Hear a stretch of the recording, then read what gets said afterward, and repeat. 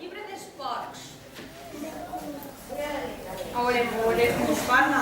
Mireu, això era una vegada una família que vivia el senyor Garriga, Joan, que era el fill major, i Pol.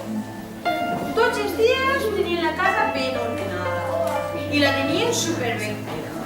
Tenien una cotxera grandíssima, totes les coses al seu lloc. I la seva mare, antes d'anar-se'n al col·le, cridaven Pol i Joan. Mama!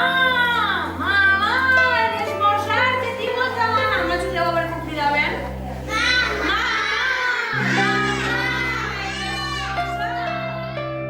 Quan es acabaven de sopar, la pobra dona tenia que rentar els plats.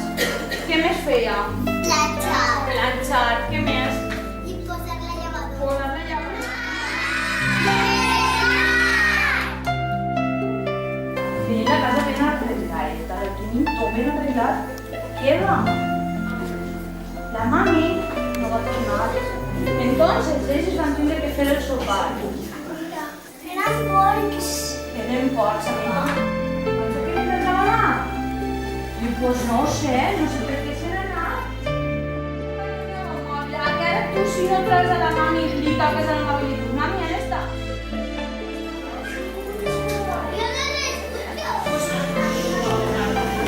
Mireu, la mamà passa el rellotge, eh?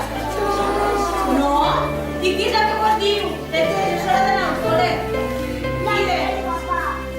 Ara us puc veure si el papi serà?